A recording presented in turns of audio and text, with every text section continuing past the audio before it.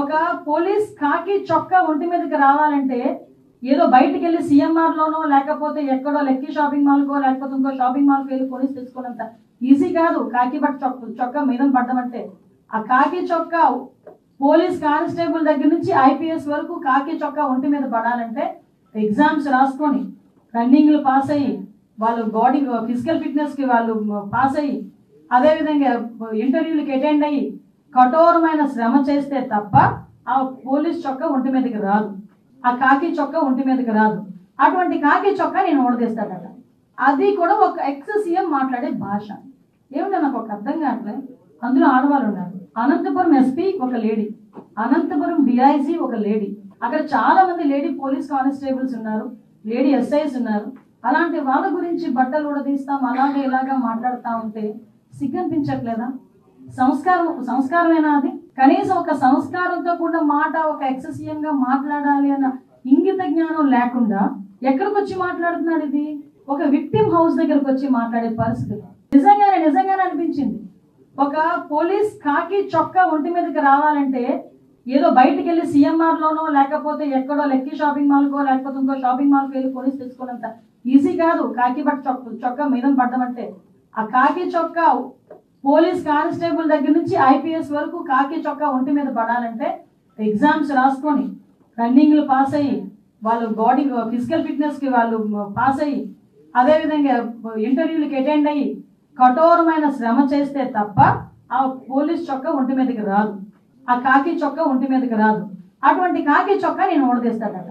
అది కూడా ఒక ఎక్స్ సీఎం మాట్లాడే భాష ఏమిటో నాకు ఒక అర్థం కావట్లేదు. అందులో ఆడవాళ్ళు ఉన్నారు. అనంతపురం ఎస్పీ ఒక లేడీ, అనంతపురం డిఐజీ ఒక లేడీ, అక్కడ చాలా మంది లేడీ పోలీస్ కానిస్టేబుల్స్ ఉన్నారు, లేడీ ఎస్ఐస్ ఉన్నారు. అలాంటి వాళ్ళ గురించి బట్టలు ఉడదీస్తాం అలాగే ఇలాగా మాట్లాడుతూ ఉంటే సిగ్గనిపించట్లేదా?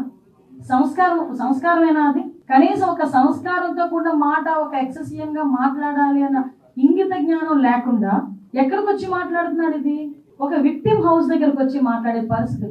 ప్రజాదరణ రావడంతో అసలు 164 సీట్లు కూటమికి వచ్చాయా, మా వైఎస్ఆర్ కాంగ్రెస్ పార్టీకి వచ్చాయా వాళ్ళకి అర్థం కావట్లేదు. అంత ప్రజాదరణ చూసి వెన్నులో వణుకు పుట్టి ఈ రోజు ఆవిడ ప్రెస్ మీట్ పెట్టడం జరిగింది. ప్రెస్ మీట్ పెట్టడానికి జగనన్నను తిట్టడానికి ఈవిడికి సమయం ఉంటుంది కానీ ఇదే విశాఖపట్నంలో మొన్ననే తల్లి కూతుర్ల మీద ఒక ప్రేమోన్మాది దాడి చేస్తే తల్లి దారుణంగా రక్తం మడుగులో చనిపోయింది. ఆ బిడ్డ మననే మేము పరామర్శ చేయడం జరిగింది. ఆ బిడ్డ చావు బ్రతుకులతో పోరాడుతూ ఉంది హాస్పిటల్లో. కనీసం పరామర్శ చేయడానికి కూడా హోమ్ మినిస్టర్ గారికి సమయం లేదు. కానీ మా జగనన్నను తిట్టడానికి మాత్రం ప్రెస్ మీట్లు పెట్టడానికి ఈవిడికి సమయం ఉంటుంది. అలాగే తీసుకుంటే కంచరపాలెంలో ఒక మానసిక వికలాంగురాల మీద అత్యాచారం జరిగితే ఆమెను పరామర్శ చేయడానికి కానీ ఆ కుటుంబానికి అండగా ఉండడానికి కానీ ఈవిడికి సమయం లేదు. కానీ జగనన్నను తిట్టడానికి మాత్రం ఈవిడికి సమయం ఉంటుంది. అలాగే మన రాజమండ్రిలో తీసుకుంటే నాగాంజలి ఆత్మహత్యకి ఒక టీడీపీ నాయకుడైన దీపక్ అనే వ్యక్తి వేధింపుల వలన ఆవిడ సూసైడ్ నోట్ రాసి మరీ చనిపోతే కనీసం ఆ కుటుంబాన్ని పరామర్శించడానికి కానీ 13 రోజులు హాస్పిటల్లో ఉంటే ఆ అమ్మాయికి మెరుగైన వైద్యం అందుతుందా లేదా, ఆ అమ్మాయి ఎలా ఉందని చూడడానికి కానీ ఈవిడికి సమయం లేదు. కానీ జగనన్నను తిట్టడానికి మాత్రం ఈవిడికి చెప్పలేనంత సమయం వచ్చేస్తూ ఉంటది. అలాగే ఈ రోజు ఈ రాష్ట్రంలో కూటమి ప్రభుత్వం అధికారం వచ్చాక రోజుకి 70 మంది మీద అత్యాచారాలు అఘాయిత్యాలు మహిళల మీద చిన్నారుల మీద జరుగుతూ ఉంటే వాటిని అరికట్టడం చేత కాదు కానీ జగనన్నను తిట్టడానికి మాత్రం ఈవిడికి సమయము దొరుకుతుంది, తిట్టడానికి టైం కేటాయిస్తారు. అలాగే ఈరోజు ఈ రాష్ట్రంలో మద్యం విచ్చలవిడిగా బెల్ షాప్స్ ద్వారా ఏరులై పారుతూ ఉంది. దానిని మాత్రం అరికట్టరు, జగనన్నని మాత్రం తిడతారు. అలాగే ఈరోజు తీసుకుంటే గంజాయి 100 రోజుల్లో గంజాయి అరికడతామని చెప్పి ఈ రోజు గంజాయి విచ్చలవిడిగా ఈమె నివాసం ఉంటున్న విశాఖపట్నంలో పెంపకం జరుగుతుంది. గంజాయి రవాణా ఈ విశాఖపట్నం నుంచే జరుగుతుంది. ఆమె నియోజకవర్గమైన పాయకరావుపేట మీదుగానే జరుగుతుంది. దాన్ని అరికట్టడం చేత కాదు కానీ జగనన్నను తిట్టడానికి మాత్రం హోమ్ మినిస్టర్ గారు ముందుగా వస్తారు. అందుకనే ఆవిడకి హోమ్ మినిస్టర్ పదవి ఇచ్చారు.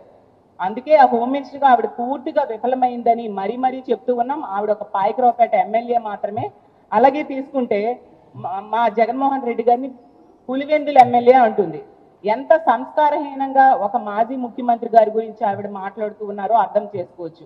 జగనన్నకు వస్తున్న ప్రజాదరణ చూసి వారవలేక ఇలాంటి మాటలు ఎన్ని మాట్లాడినా ప్రజలు హర్షించరు హోమ్ మినిస్టర్ గారు అనే విషయం మీరు తెలుసుకోండి అని తెలియజేస్తూ ఉన్నాను.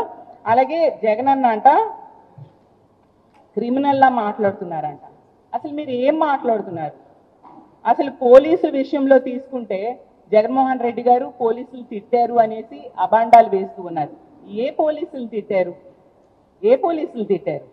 పచ్చ చొక్కాలు వేసుకున్న పోలీసులు గొడ్డలోడదీసి వాళ్ళకి యూనిఫామ్ తొడుగుతాను అనే ఉద్దేశంతో జగన్మోహన్ రెడ్డి గారు మాట్లాడారు. నిజంగా పోలీసుల్ని కక్షపూరిత రాజకీయాలకి వాడుతున్నారు అనేది నిజమా కాదా? ఎన్ని సందర్భాల్లో మీరు పోలీసుల్ని కక్షపూరిత రాజకీయాలకి వాడారు? తునిలో, తిరుపతిలో, అలాగే తీసుకుంటే తణుకులో, త్రిపురాంతకంలో ప్రతి సందర్భంలో కూడా పోలీసుల్ని కక్షపూరిత రాజకీయాలకి మాత్రమే వాడుతూ ఉన్నారు. ఎక్కడ ప్రజాస్వామ్య పరిరక్షణ కోసం కానీ, ప్రజల రక్షణ కోసం కానీ, మహిళలు ఆడపిల్లల మాన ప్రాణాలు రక్షించడానికి కానీ మీరు ఎక్కడా ఉపయోగించిన పరిస్థితి క్లియర్గా కనిపిస్తూ ఉంది. అసలు క్రిమినల్ ఎవరు? అసలు 85% మంది మీ కూటమి ఎమ్మెల్యేల మీద క్రిమినల్ కేసులు ఉన్నాయి. సో క్రిమినల్ పార్టీ ఎవరిది అనేది మీరు తెలుసుకొని మాట్లాడితే బాగుంటుంది. సాక్షాత్తు మీ తెలుగుదేశం పార్టీని స్థాపించిన ఎన్టీ రామారావు గారే క్రిమినల్ అని ఎవరిని అన్నారు? ఏ నాయకుడు క్రిమినల్ నాయకుడు అనేది మీ అందరికీ తెలిసి కూడా ఇలా ప్రజల్ని మభ్య పెట్టడానికి ప్రయత్నించడం ఎంతవరకు సమంజసం హోమ్ మినిస్టర్ గారు నేను అడుగుతూ ఉన్నాను. ఈరోజు తీసుకుంటే గతంలో తెలుగుదేశం పార్టీ అధికారంలో ఉండేప్పుడు చాలా ఘోరంగా పోలీసుల్ని కక్షపూరిత రాజకీయాలకు వాడుకున్నారు. ఈ రోజు మళ్ళీ అధికారంలోకి వచ్చా కూడా అదే విధంగా రాజకీయ కక్ష సాధింపులకు వాడుతూ ఉన్నారు తప్ప వాళ్ళని ప్రజల రక్షణ కోసం వాడని పరిస్థితి. అసలు గతంలో పోలీసుల కాళ్ళు విరగొట్టింది ఎవరు? పోలీసుల తాలూకా కళ్ళుకి గాయమయ్యేట్టుగా ప్రవర్తించింది ఎవరు అనేది ఈ రాష్ట్ర ప్రజలందరికీ కూడా క్లియర్గా తెలుసు. అలాగే తీసుకుంటే ఐపీఎస్ అధికారుల్ని పేర్లు పెట్టి తిట్టిన చరిత్ర ఈ రాష్ట్రంలో ఎవరికైనా ఉందంటే అది మీ నాయకులకే. లోకేష్ గారైనా, చంద్రబాబు నాయుడు గారైనా ఏ విధంగా గతంలో పోలీస్ అధికారులను తిట్టారో